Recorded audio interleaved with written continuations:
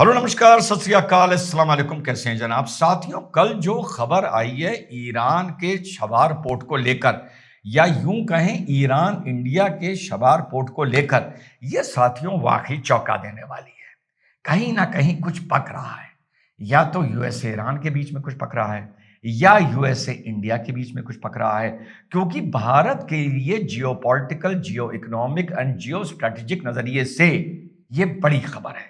खबर यह है कि जो ईरान का शबार पोर्ट है गल्फ ऑफ ओमान में, यह हमेशा से एक कांटे को कांटे की तरह लगता है यूएसए को। क्यों लगता है? ईरान और यूएसए के इजराइल के रिश्तों के बारे में आप सबको पता है। अमेरिका का और इजराइल का यह कहना है कि ईरान पूरे मिडिल ईस्ट में आतंक को फाइनेंस करता है, आतंक को स्पॉन्सर करता है। यह तो पहली प्रॉब्लम है। दूसरी प्रॉब्लम यह है अपनी न्यूक्लियर एनर्जी को वेपनाइज करना चाहता है। और किसके लिए करना चाहता है? पहले इजराइल के लिए करना चाहता है, उसके बाद में अमेरिका के लिए करना चाहता है। यह बिल्कुल खुली किताब है। हाल में ईरान और इजराइल के बीच में क्या हुआ यह भी आपको पता है। यूएसए और ईरान के बीच में क्या हुआ, क्या उनके न्यूक्लियर एस्टेब्लिशमेंट पर बॉम्बिंग हुई, यह सब आप लोगों को पता है। शबार पोर्ट को लेकर अमेरिका एक अजीब सा खेल खेलता आया है। शबार पोर्ट को अमेरिका ने कभी भी ब्लैंकेट बैन नहीं किया। कभी कहता है मैं सैंक्शन लगा दूंगा, कभी फिर कहता है हटा दूंगा, कभी लगा दूंगा, कभी हटा दूंगा। यह सिलसिला पहले से चल रहा है। भारत का इस पोर्ट में बहुत ज्यादा हस्तक्षेप है। भारत इसको कम से कम एक टर्मिनल को, जो शाहिद टर्मिनल है, भारत उसको मेंटेन भी कर रहा है, उसको डेवलप भी किया है। और ये सारी वहां पर एक भारत का ये लिंक माना जाता है अफगानिस्तान तक जाने के लिए और सेंट्रल एशिया तक जाने के लिए, जो लैंड लॉक्ड कंट्रीज हैं। और मुख्य चीज यह है पाकिस्तान को बाईपास करने के लिए। इसकी दूसरी इंपॉर्टेंस इस पोर्ट की यह है कि इससे 72 किलोमीटर पहले पाकिस्तान का ग्वादर पोर्ट पड़ता है, जो चाइना के लिए बड़ा महत्वपूर्ण है। जो चाइना पाकिस्तान इकोनॉमिक कॉरिडोर है वो आके यहीं पर ग्वादर पोर्ट पर खत्म होता है और चाइना का अरेबियन सी में एक इन्फ्लुएंस बनाता है। तो इस पोर्ट को, शबार पोर्ट को आप ग्वादर पोर्ट का एक काउंटर मान सकते हैं। अब यहां से भारत का जो सीधा कनेक्शन निकलता है वो ट्रेड का निकलता है, सेंट्रल एशिया के निकलता है, और फिलहाल अफगानिस्तान के लिए निकलता है। अफगानिस्तान की ट्रेड के लिए निकलता है और अफगानिस्तान की ह्यूमैनिटेरियन एड के लिए निकलता है। 29 सितंबर को यूएसए ने कह दिया था कि जो भी कंट्री इस पोर्ट को, ईरान के पोर्ट पर पैसा लगाएगी, वहां से डील करेगी, इसे मेंटेन करेगी, ऑपरेट करेगी, उसके ऊपर सैंक्शंस लगेंगे, वो ही जो ईरान के ऊपर लगे हुए हैं। टेरिफ और सैंक्शन में फर्क समझ लीजिए। टेरिफ कोई भी कंट्री किसी पर कितना भी लगा सकता है, ये अपनी अपनी इकोनॉमिक पॉलिसी के तहत है। सैंक्शन का मतलब यह होता है कि एनर्जी को लेकर, बैंकिंग को लेकर, टेक्नोलॉजी ट्रांसफर को लेकर एक तरह से उस मुल्क को ब्लैंकेट बैन कर दिया जाता है। तो टैरिफ के काफी ऊपर पायदान पर सैंक्शन आता है। तो 29 सितंबर को जो भारत को अमेरिका ने कह रखा था कि नहीं, ये पोर्ट आप ऑपरेट करते रहिए, ईरान से हमारे जो भी संबंध हों, इस पोर्ट में हम इंटरफेयर नहीं करेंगे आपके साथ, क्योंकि ये सेंट्रल एशिया के नजरिए से, अफगानिस्तान के नजरिए से, बहुत से नजरियों से, बहुत ट्रेड के नजरिए से बहुत महत्वपूर्ण है। और ये जो पोर्ट है, इसको जो international north south transport corridor है उसके साथ भी जोड़ने की बात हो रही है। और इस पोर्ट को, जिस कॉरिडोर के बारे में आप लोगों ने सुना होगा, जो इंडिया से लेकर सऊदीया जाएगा, सऊदीया से ट्रेन लाइन से इजराइल जाएगा, इजराइल से मेडिटेरियन पार करके यूरोप जाएगा, उसके साथ भी इसको जोड़ने की साथियों बात हो रही है। तो 29 सितंबर को यूएसए ने कह दिया था लास्ट डे है, इसके बाद जो भी कंट्री इससे डील करेगी उस पर हम सैंक्शन लगाएंगे।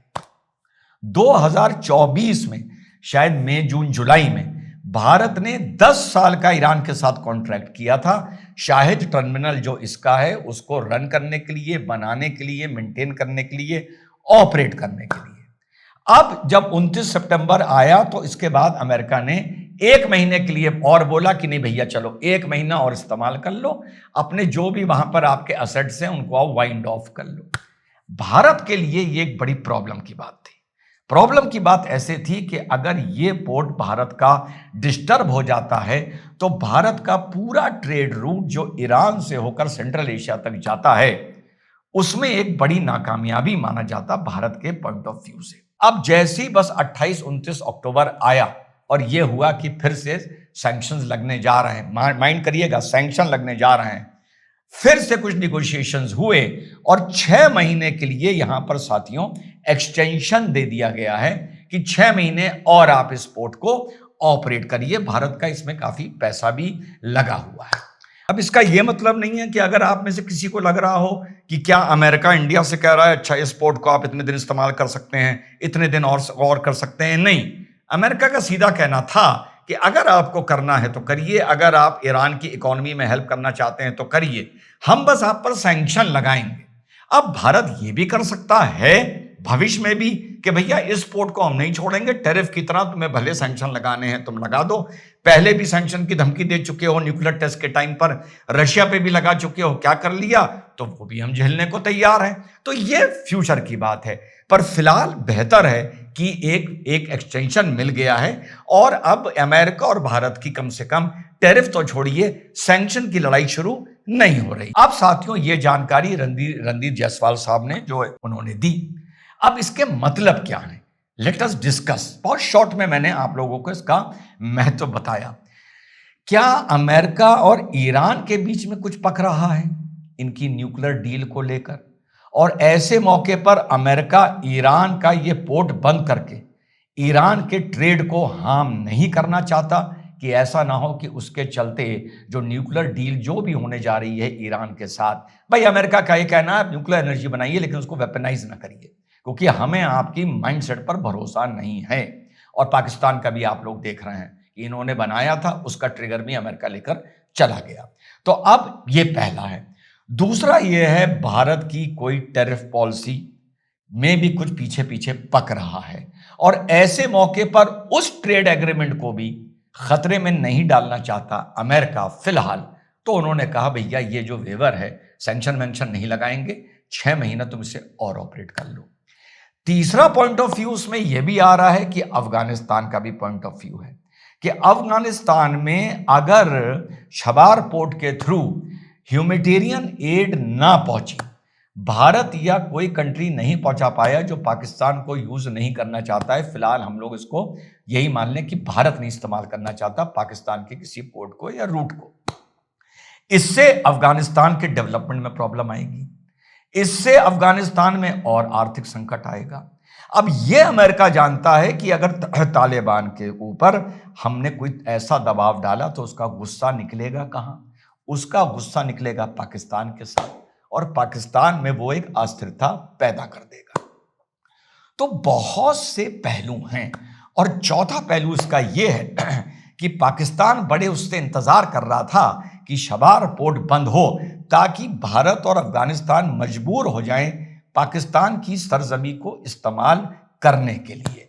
इसीलिए आपको याद होगा जो मुतक्की आए थे उनको भी ये लग रहा था कि अगर शबार पोर्ट बंद हो गया तो उन्होंने, भले इतने खराब रिश्ते थे उनके पाकिस्तान के साथ, उन्होंने, याद है आप लोगों को, ये उन्होंने अपने प्रेस कॉन्फ्रेंस में बोला था वाघा बॉर्डर खोलना चाहिए ट्रेड के लिए, जिससे अफगानिस्तान को ट्रेड में आसानी होगी बिटवीन भारत एंड अफगानिस्तान। अब बड़ा इंटरेस्टिंग है कि ये देखना है कि इस जो ये एक्सटेंशन हुआ है या ये जो नरमी आई है अमेरिका की तरफ से, इसके पीछे का वास्तविक अंदर का कारण क्या है, राज क्या है। बहुत से जियोपॉलिटिक्स एक्सपर्ट्स ऐसे होंगे जो पूरी बात आपको बता देंगे कि खमानी ने अमेरिका से क्या बात करी, खमानी ने इंडिया से क्या बात करी, इंडिया की बैक चैनल क्या बात हुई। भैया मेरे पास इतनी जानकारियां नहीं रहती हैं। तो अब देखना यह है कि ये मेहंदी क्या रंग लाती है।